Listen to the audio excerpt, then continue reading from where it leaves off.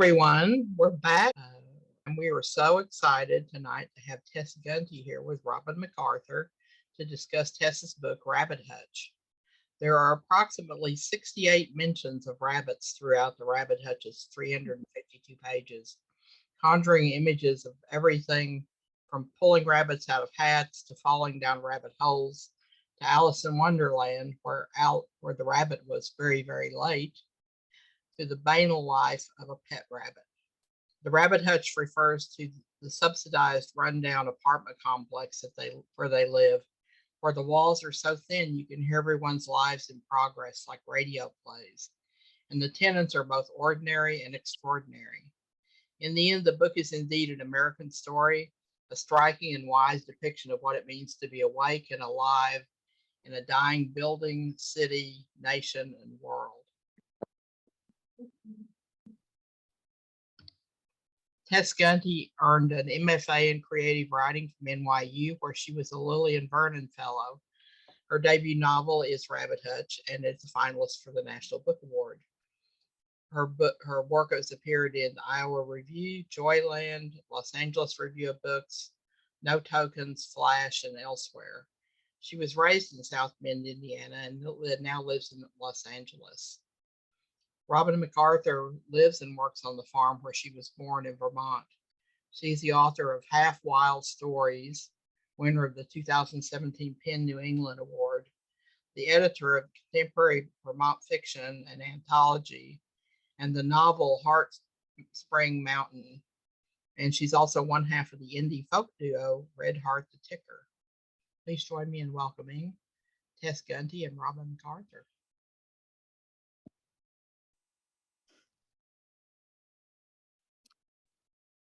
Thank you for that introduction, Sandy.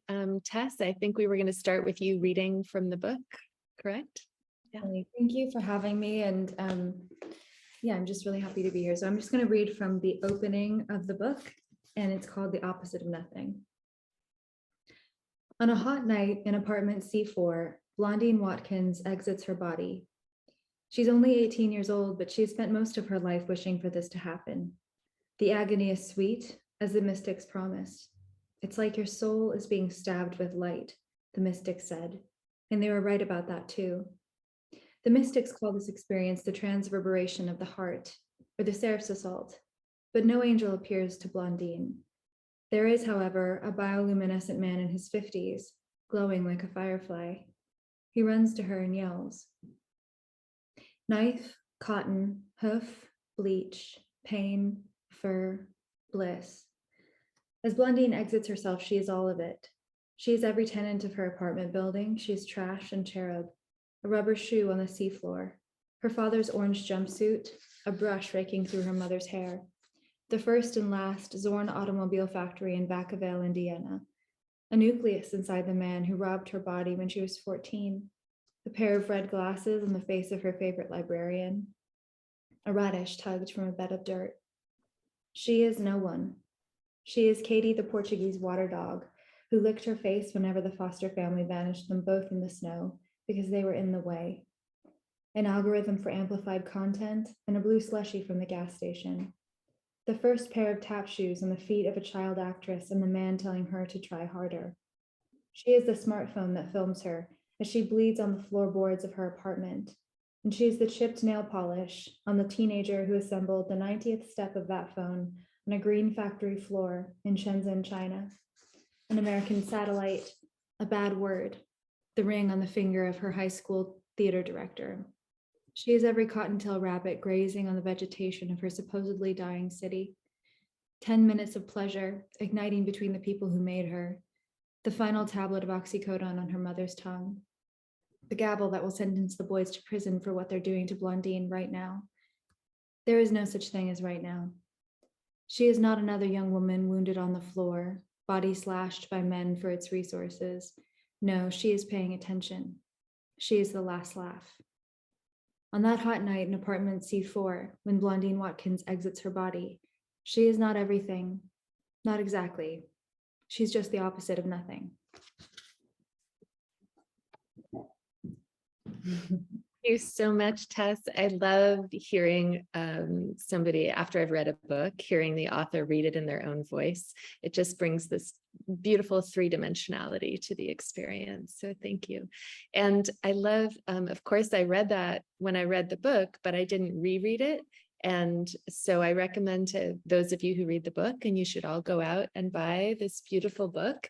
It's beautiful as an object, but also what's inside it is beautiful. But reread that opening page or two after you've read the novel, because it's really moving to hear that again. Thank you. I loved this book, and the thing that struck me as I was reading it and was its wildness. And then I noticed in your acknowledgements, as a writer, I always read the acknowledgements, one of my favorite parts of the book, that you thanked your editor, John Freeman, for understanding and never taming its wildness. And for me, so much fiction these days seems like it's being narrowed almost for, I wonder if it's how many people listen to books on audiobook, but just narrowed in terms of a singular narrative line. And also, and for marketing reasons. But this book has multiple points of view, multiple voices, different forms within chapters, wild and exciting chapter titles. It just feels like and wild landscapes as well, both urban and non-urban landscapes. So I wonder if you could just talk about that wildness and what that meant to you, thanking your editor for not taming the book. Yeah, I mean, I wrote this book while I was also writing other things, and I think I had received a lot of advice from people that your first book, you know, the first thing you submit to agents and editors, it has to be safe. Publishing is very risk averse. Don't submit something that's too experimental or risky for your first chance, because you only get one chance with everyone. And so actually I had when I finally finished the book, it took me about 5 years to write it. I just printed it out and bound it really, nicely at FedEx and put it on my shelf. And I decided, okay, I'm going to write something normal and nice. And I knew that I could probably take this book and change it to fit some idea of what the market wanted, or, fit the form that I saw, the most popular form that I saw around me. But I just thought I'd rather write a new novel entirely than compromise the spirit of this one. So I did that, but then my friend ultimately convinced me to send it out, and I was really nervous. But my agent that I ended up working with, Duval Osteen, she called and she said, "This is the wildest submission I've ever received." And then she proceeded to present that quality as a virtue rather than she in her mind, she said, this is a selling point. And that was really a shock to me. And then my editor, thank God, also felt that way. So it just felt, my friend, when she convinced me to send it out, she said, you just need one person to understand it. And that is kind of how it felt. It felt like a matchmaking experience. And luckily I found people who really were. And I think now, having had the book published for a few months, that's been a delight to kind of encounter readers who really are hungry for books that are strange and trying experiments out. And I think readers are a lot more willing to kind of work with peculiarity and things that are kind of vividly and relentlessly themselves than maybe publishing traditionally gives them credit for. Yeah. And it doesn't seem that you are experimenting for the sake of experimentation. It felt very fitting to the subject matter. You're writing about this post-industrial city, Midwestern city, Vacca Vale, which is a combination, a composite of various cities. And it has as much variety. You've painted it with as much variety and texture and this polyphonic sense of a place, so that it matches the form. The form of the book seems like it matches the function of the book. Oh, that's really good to hear. I mean, that was definitely very important to me. And I wanted, I attended like a very avant-garde sort of undergraduate program. I studied English and then did some classes in creative writing too. And the creative writing department was very, very experimental.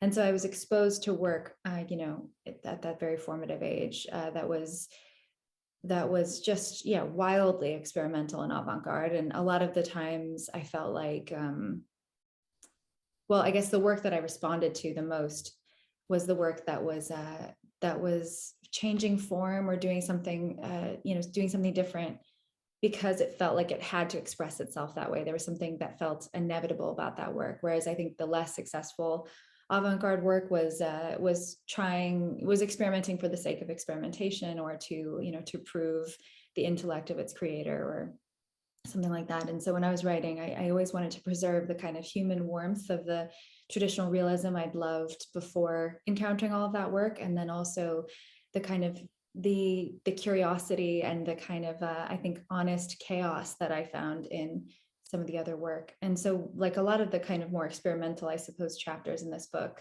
and I don't think of this as like a wildly experimental novel, especially after having encountered some truly wild work. But those chapters that are deviating, I suppose, from traditional realism, they were almost always solutions to a problem. Like I was trying to, you know, find a way to express something in the most direct and sort of purest form. And often these forms presented themselves as solutions. Yeah, I love that. I love that phrase, honest chaos. That's fabulous. Yeah. It was one of the, I guess it aligns with one of the comments or questions I had for you, which is just about you're refusing to be defined. None of the book is refusing to be defined by kind of preordained rules of genre or place or Midwestern literature. And one of the things that really struck me was this blending of realism and really explicit, powerful writing about poverty and class and economics and post-industrial America with the divine and the spiritual and the mystical.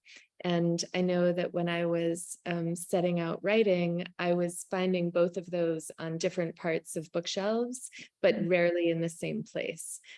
So many people who were writing really lovingly and tenderly about place and poverty, and then a lot of ethereal, cerebral, intellectual books. But I love it when I see those two coming together. And so just, is that something you were also, I think we write the books that we're hoping to find. So I wonder if that was also a search for you. That's, I mean, in some ways, the presence of this more mystical kind of Catholicism is how it normally manifests in this book, is actually in some ways an attempt to accurately capture the place. Because for me, I mean, I grew up in South Bend, Indiana. This is, as you said, it's kind of pulling from lots of different cities in the Rust Belt. But that was a very Catholic town. I grew up with extremely Catholic parents and very Catholic school systems. And so the sort of the presence of this otherworldly sort of almost supernatural, like, I guess, language of interpretation was always present to me. And it was very real to a lot of the people that I loved, and especially to my mother. She's like a very, you know, I no longer identify as Catholic, just kind of culturally Catholic, but her spiritual practice is very like motivated by signs and wonders and miracles and visions. Mm-hmm. So I was presented with a lot of these sort of, these, especially the medieval women mystics, I think were the most compelling figures to me. Mostly because there were so few women that I was presented with in this highly patriarchal religion to sort of admire or even relate to. And so these were these almost like witchy, supernatural figures of power. And so in a place where the sense of entrapment is so intense, I actually think it's quite common to find a special kind of attachment to, more a kind of otherworldly religions. Mm-hmm. I love that. I'm just going to read a question or a comment that we have in the chat, and I want to open it up to people who are in the audience. Feel free to write a question or a comment, and I'll read them out loud. This Karen wrote, I have just started the captivating first pages of your debut novel, and Galway Cannell's book-length poem, The Book of Nightmares, leapt to mind in a good way. I've always thought the soul of poetry is practically essential to the kind of fiction that intrigues and compels, that keeps the reader enthralled from beginning to end. I wonder your thoughts as the depth of your phrasing and expression is palpable. Thanks. Thank you for that. That's really beautiful. And I completely agree. I mean, I think poetry is, for me, it's the most essential fuel that I have. And most of my writing sessions begin with reading poetry. I think it's like this concentrated dose of everything good about writing. And I think the kind of precision that you find in language, the associative logic, the careful curation of imagery, and this instability of self that you sometimes find in poetry, all of that I find just incredibly useful as energy. And when I'm writing, I tend to focus a lot on the language, and I want each line to have to be as precise and intentional as possible. And they are, the sentences are really beautiful. I wanted to step back for a minute and just allow you to talk to the readers about this fictional city that you created in the book, and where it came from and what it's inspired by. Yeah, so the city is called Vacca Vale, Indiana. I think in the layout of the city is modeled on my hometown, South Bend, Indiana. It's also situated on a river and is loosely the geography is loosely similar to my town. But I also wanted the freedom to pull from various cities in the Rust Belt, including Flint, Michigan, Gary, Indiana, Youngstown, Ohio. And I wanted the freedom to deviate a bit from the kind of particular history of South Bend, which I mean, the car company in my book, there was a car company called Zorn Automobiles, and that's modeled pretty explicitly on Studebaker Automobiles, which was manufactured in South Bend up until the 60s. And Studebaker had this kind of economic power over the city for about 100 years. It brought great prosperity, and it was the primary employer of the town. At one point, I think it was the largest car manufacturing facility in America. And then when it closed very abruptly, lots of people were left behind. And of course, that's a story that plays out across America and really across the world. Cities that were propelled by industries and then just as swiftly destroyed by them. And I think one reason I didn't want to simply take South Bend and set the novel there was that the University of Notre Dame is in South Bend. And so that was this kind of a force that could absorb some of the economic shock when Studebaker closed. And now Notre Dame is the primary employer of the town. So I was wondering what would happen if that hadn't been there. I mean, there was and remains so much economic devastation in South Bend. It was listed as a top 10 dying city, which Vacca Vale was as well when I was in high school. But some other cities I saw around me didn't have any other kind of source of employment to rely on when their main industry failed. So that's partly why I set it in a fictional place. And I also just wanted to be able to kind of access, I guess, to when I'm setting something in a fictional place, I feel free to sort of tilt everything a few degrees, make things a little bit unfamiliar and a little bit strange. And that kind of volatile environment, I find that also in Joy Williams's work. She does this kind of, her work could easily be set in the afterlife or in Arizona, and you kind of are always in this unstable realm. And that kind of instability is very generative for me, and I access it much more quickly if I set something in a fictional place. I love that. This is a bit of a cliche, but it felt like the place was kind of the primary protagonist because there are so many different characters and voices and points of view. Did it start with the place for you, or did it start with a character? Yeah, it did. It definitely started with the place in terms of, I mean, I had all these kinds of pieces floating around, and I knew they were part of the same world and the same novel, but I didn't know how they were united until I realized that I really was drawn to writing about my hometown and generally the post-industrial Midwest. I felt like it was vastly underrepresented in the American imagination. And when it was represented, it tended to be kind of like flattened into Nowheresville, and it could, any town anywhere in America. And I thought I wanted to make this, even if I was making it a fictional place, I wanted to make it a place of specificity, particularity, singularity, and honor the kind of individuality and of the lives that were unfolding there.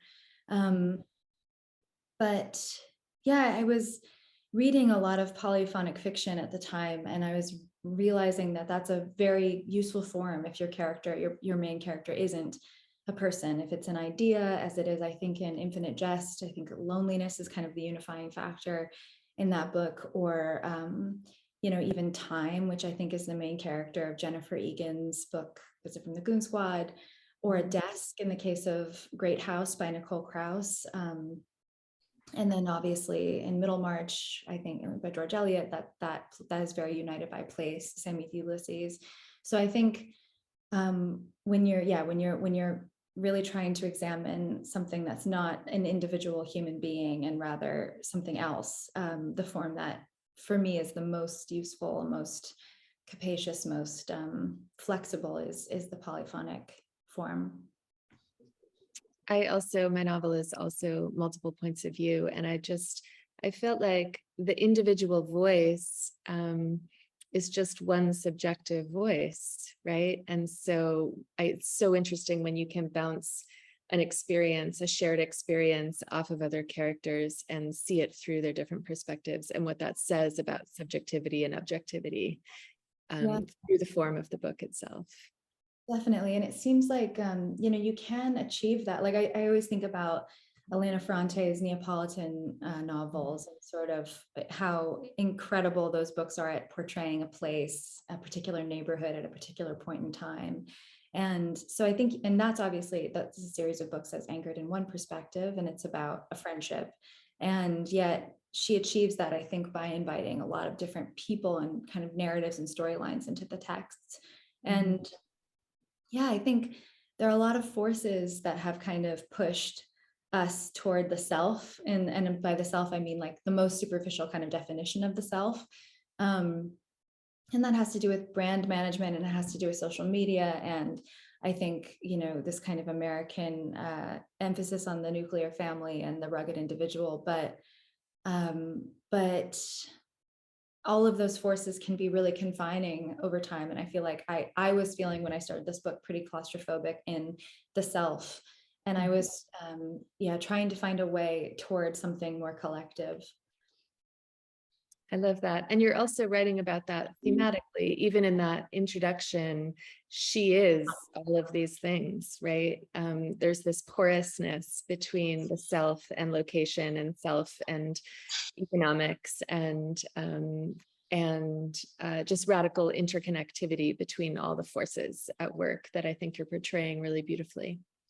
Yeah, it's something that is obviously an idea in a lot of different kind of religions, which is, the obliteration of the self is the experience of divine communion, is feeling this kind of unity with everything around you, not just people, but objects, time periods, and people who have experiences that are induced by drugs sometimes report the same sensation of, being aligned with everything around them. And I've heard that in studies of like brain scans while people are meditating or while people are, reaching some kind of divine experience, no matter how it's induced, the part of the brain that kind of processes and presents the self goes quiet. And that's the same thing that happens when you're focusing really intensely in like a state of flow, or I think it happens for my characters in a few other moments in life, but it's so rare. And yet I do think that it's this glimpse at the point of everything. And some people are granted it and some people maybe not. But yeah, that was something I was thinking about a lot when I was writing this book. Kind of this ever-present back and forth between loneliness and radical connection. Right. I felt thematically. One of the really powerful things you wrote in an interview was that in terms of the place, you wanted to trace interpersonal violence and neglect to the structural violence that engineered it. Poverty forecloses opportunity, producing tremendously pressurized communities. This novel is working on so many levels, but it also has some pretty strong political backbone to it. So I just wanted to give you an opportunity to talk about those thoughts.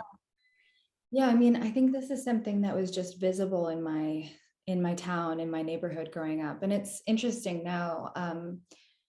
I mean, my particular upbringing was I was kind of sandwiched, I think, between two worlds, where my neighborhood community was tended to be like a lower income neighborhood with that was really suffering from these forces that you just referred to, these kinds of structural forces of violence and neglect that were producing violence and neglect on an interpersonal level.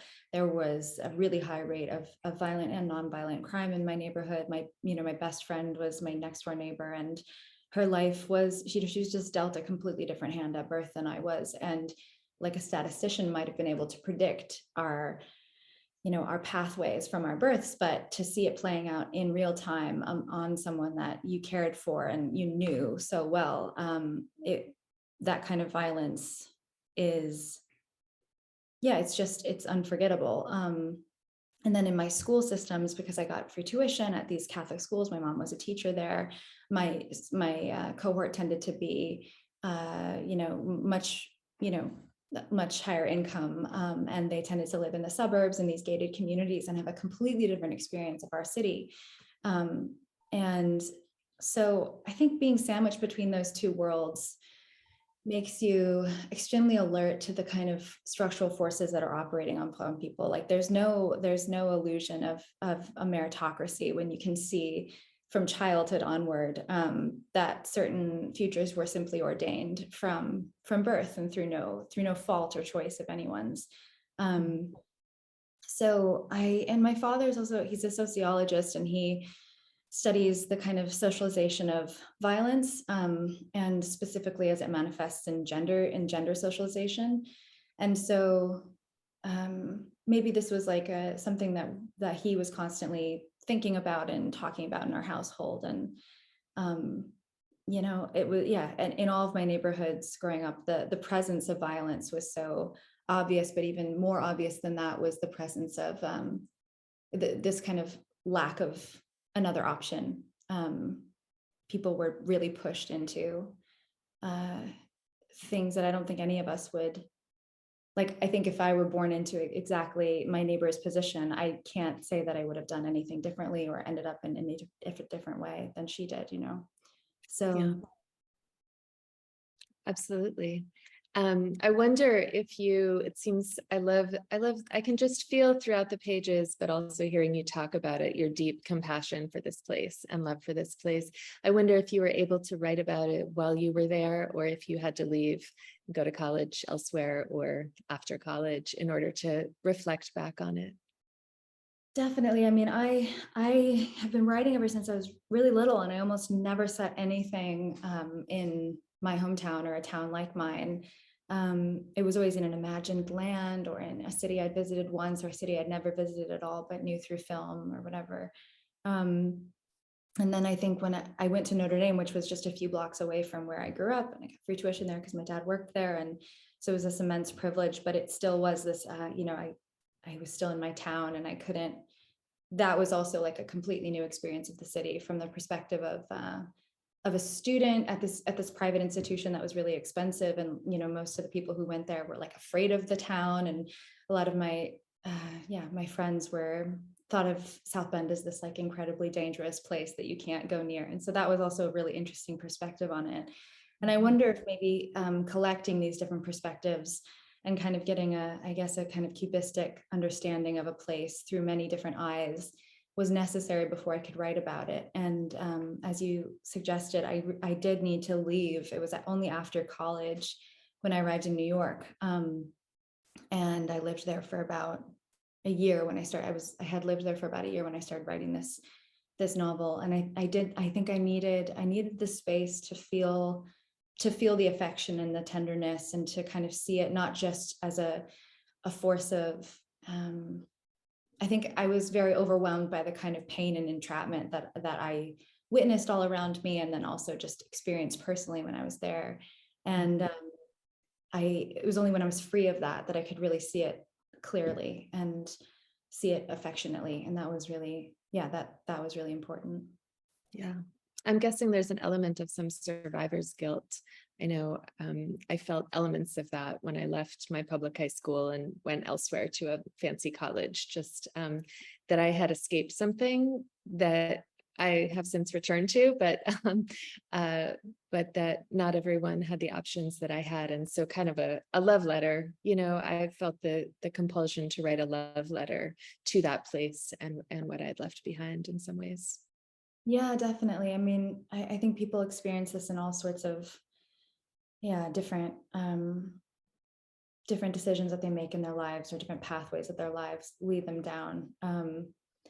But I certainly also felt protective of this place when I moved to New York. It was the first time I'd really encountered that the kind of snobbery toward the Midwest, the dismissal toward the Midwest from frankly coastal elites. I mean, that term is like hilarious, but it was true. It was like this kind of liberal coastal elite that was really dismissive of most of the country. And it felt like finally when I was in encountering that kind of hostility in person, that's when I realized that when no narratives are sort of set in a place, and this is true for a number of different things, but like if the rest of the country is never seeing this part of the country, and all of our narratives take place in New York City or whatever, what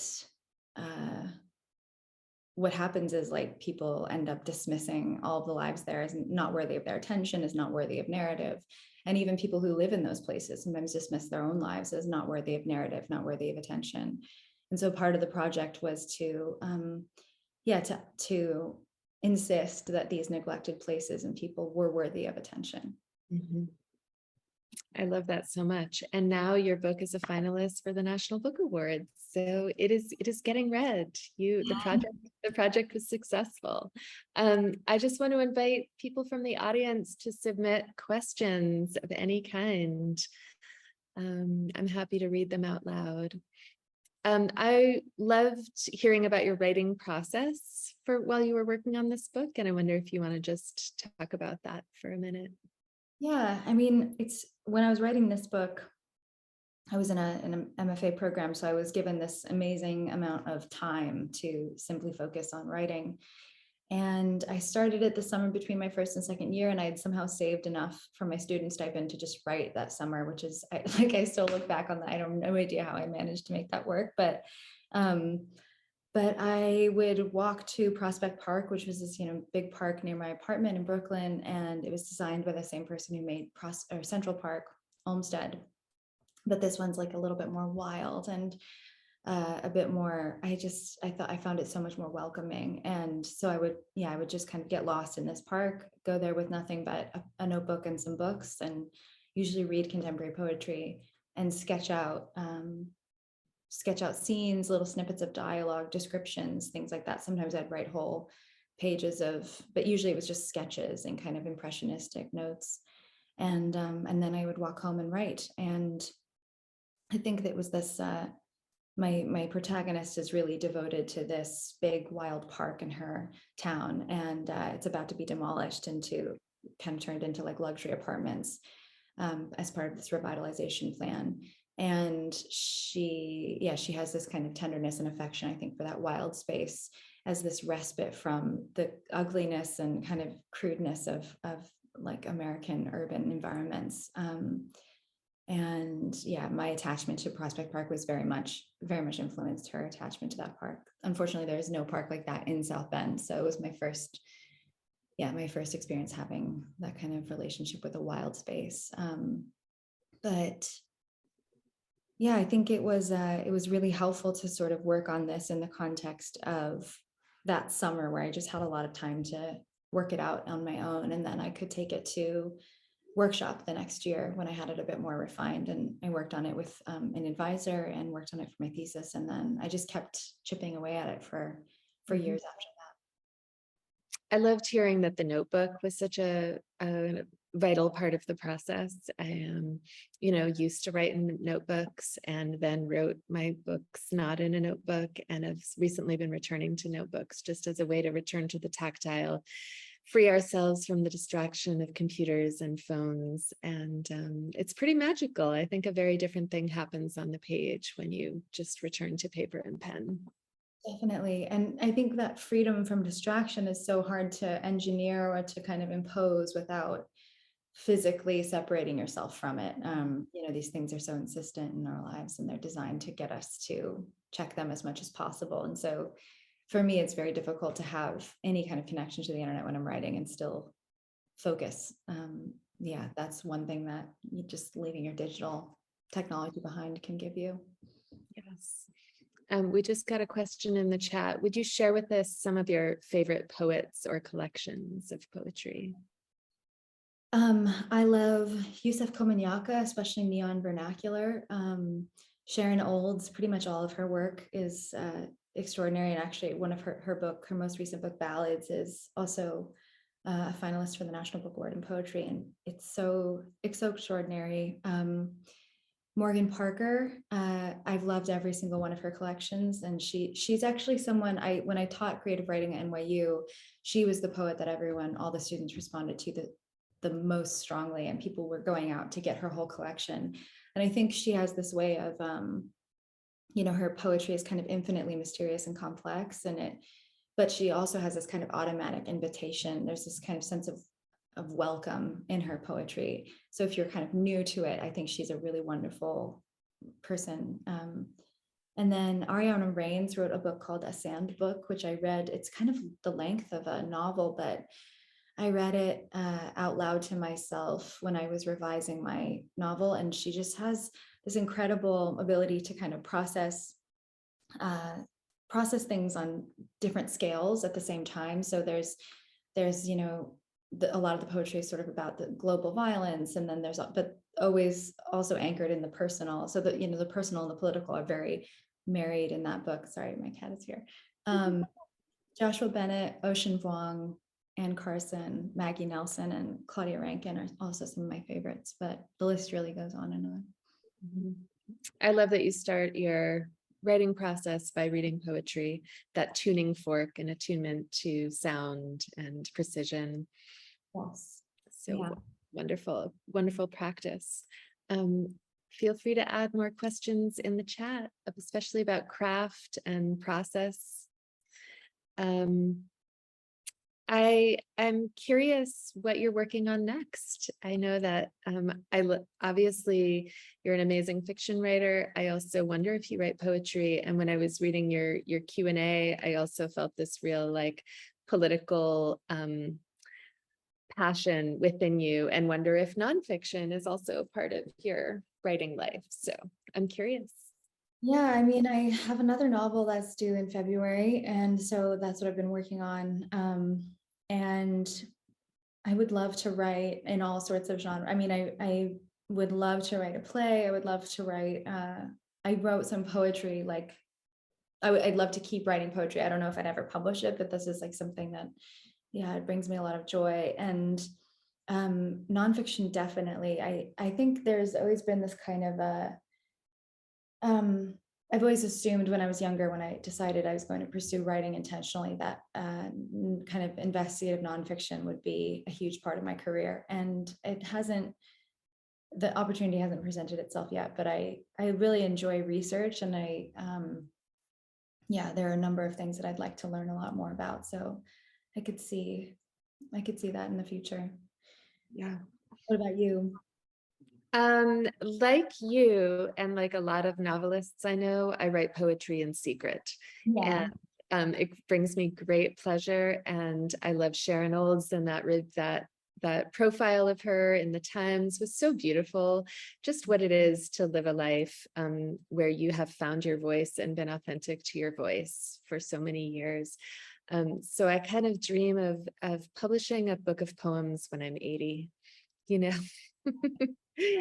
that's a lifelong goal. But until then, I'll stick with fiction. There's a question, is polyphonic a big word meaning multiple voices?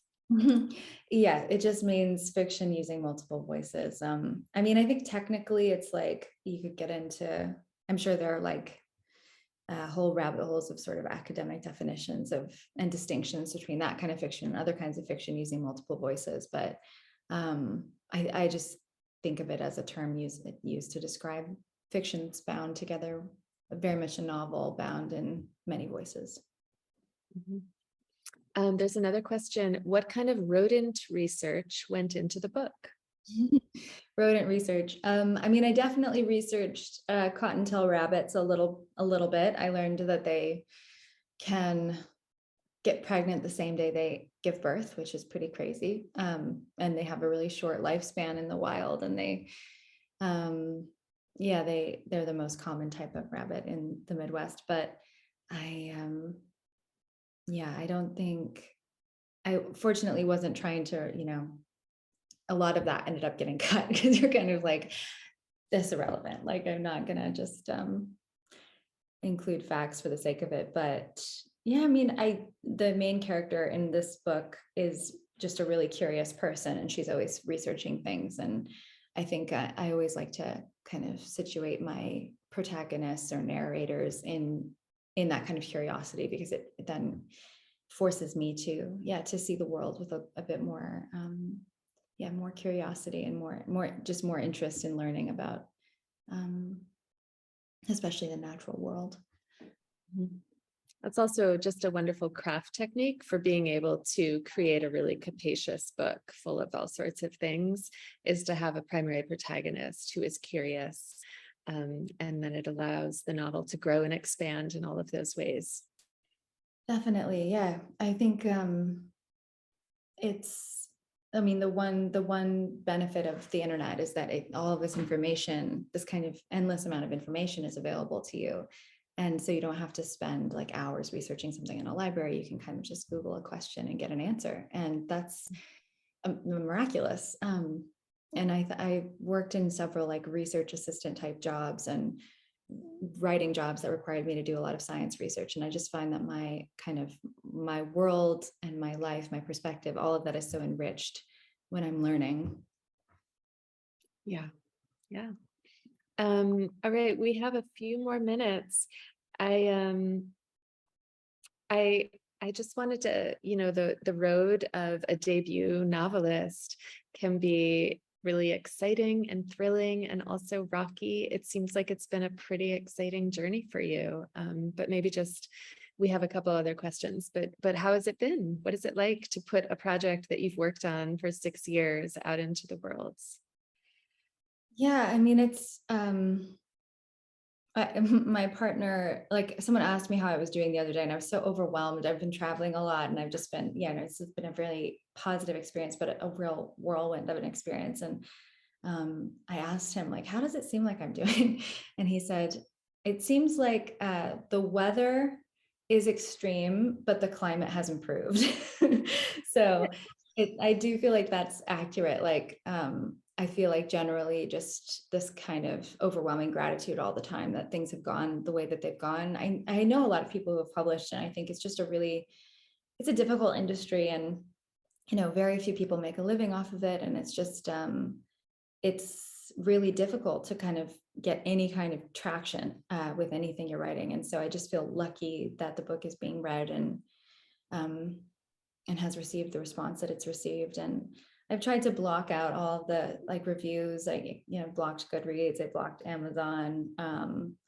And that's been really helpful. If anyone out there is about to publish, I'd really recommend that.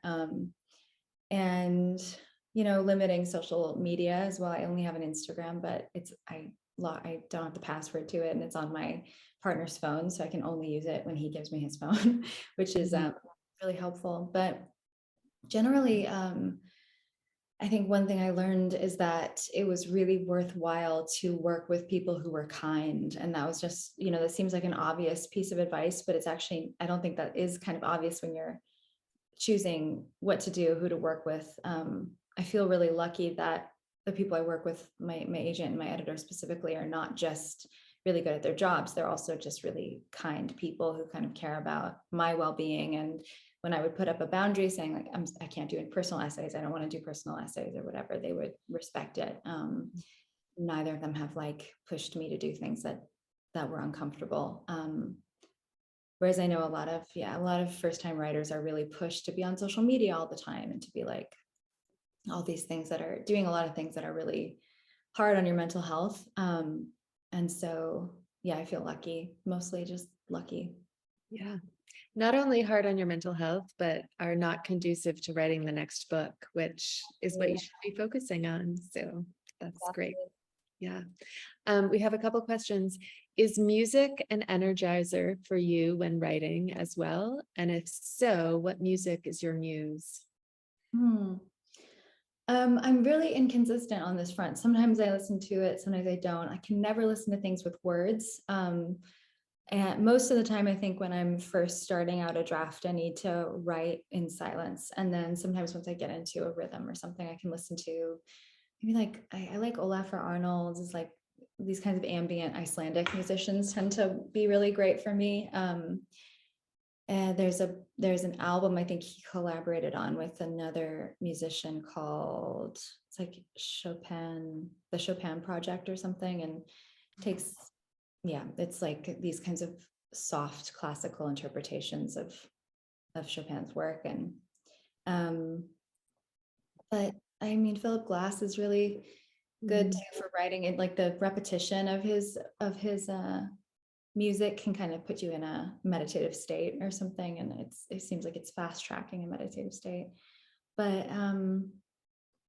I just went to a concert like a performance of a violin concerto by Gabriela Ortiz, who's this contemporary composer, and she is phenomenal. And the thing that I listened to wasn't even online yet, but I think they were making a recording of it, and that made me feel, it was this a pretty long piece of very I guess it had some sort of experimental decisions, but it felt also so aligned with the kind of natural pleasures of music. And so there was just it felt like exactly the right kind of blend of experimentation and a reverence for tradition that I find so compelling in all art. And so I've been listening to a lot of her stuff. Her stuff that's on Spotify is quite experimental. So it's been, but I tend to write in silence most of the time. What about you? I write mostly in silence, but I do create a Spotify playlist for each of my books that I drive around in the car listening to. And there's usually some Philip Glass on there, and a combination of songs with lyrics and songs without. Just put me in the zone when I am not working on the book, but can think about it. Yeah. Do you feel like being a musician influences your writing in some way? There's definitely a lot of musical references in my books. My characters are listening to music a lot, and I think of it in my mind as a soundtrack. When I imagine scenes, I imagine there being a soundtrack, and I'm hearing that soundtrack in my mind. I don't know how much it influences the craft itself. I can say maybe the musicality of the sentences, but that's something I feel attuned to on the page first and foremost. So, yeah. We have another question. Can you talk about the use of the Rabbit Hutch apartment building as a metaphor? Why did you start the novel there?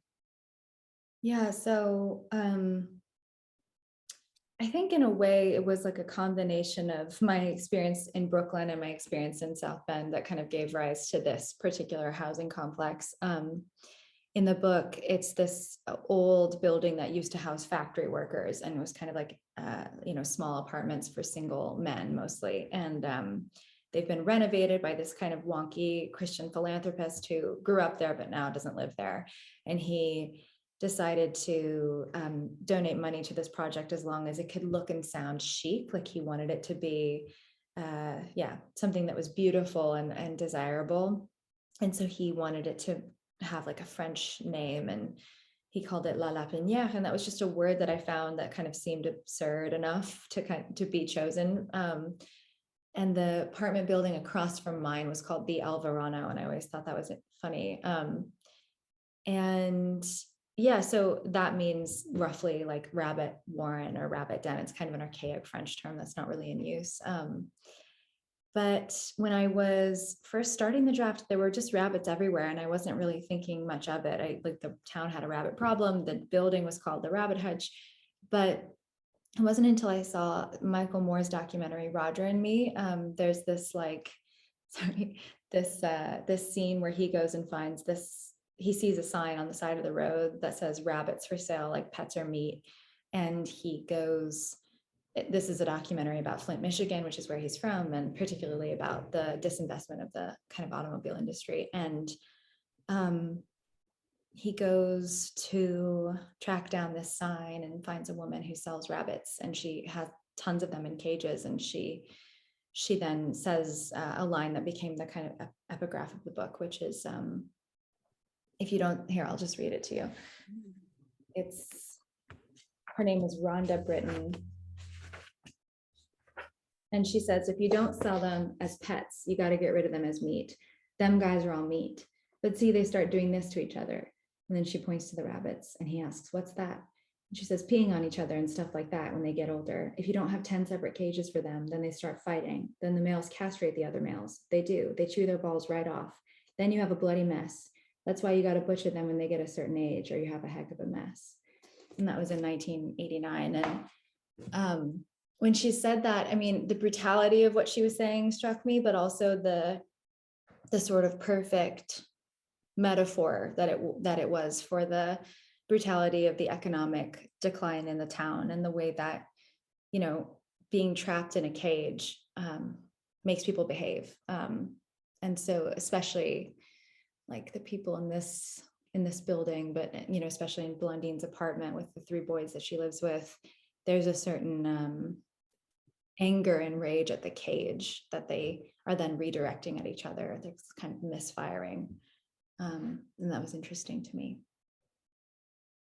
I love that. And the contrast between that epilogue quote and the Hildegard of Bingen, which just encapsulates that contrast and dialogue that you have woven throughout the piece between the violence and the beauty. Thank you. Yeah. There's just a lot of heart in this book, and it was a gift to read it. So I think maybe, does anyone have any last questions, or Sandy have any last questions? You could tell us about your cat. Yeah. Fellow. Yeah, he's about 3 years old. I got him when I moved to LA.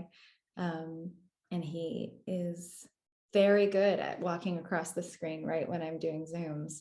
We don't really have doors in my apartment that I can close them. So he's very involved in, in all of my Zooms. He's engaged. Yeah, I find whenever I start speaking, he comes to wherever I am, which is sweet, but kind of annoying at the same time. The big kitty. Yeah. This is a book about humans and animals, so I think it's a perfectly timed entrance. It was. Yes. We love kitties. Thank you guys, and thank you everyone for joining us. I mean, this book is truly amazing, and if you haven't read it yet, you need to read it, because it's just over the top, so great. The best book I've read in a long time.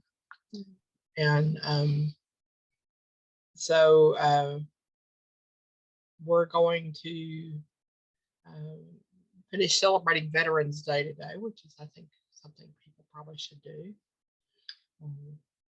Maya Angelou once said that it's important to recognize and celebrate our heroes and sheroes, which is certainly different than it was when I was younger. But so we will. And then next Friday, December 9th at 5 p.m., we will be hosting Simi Berman in conversation with Vince Pinella. Simi is the widow of Leo Berman, the author of The Story of a Jewish Boy, which recounts the horrors and fleeing hopes of a boy and his family trying to survive the final days of World War II in Italy. And have a great Thanksgiving, and we will see you in December. Thank you for having me. Thank you, Tess. Have a fabulous week at the National Book Award ceremony. Yes.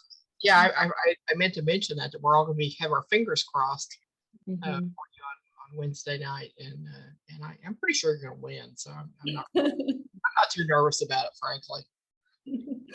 Well, I hope you get to sit next to Sharon Olds. That's my hope for you. that would be great. That would definitely be a victory. Mhm. All right. Thanks for having me. Bye.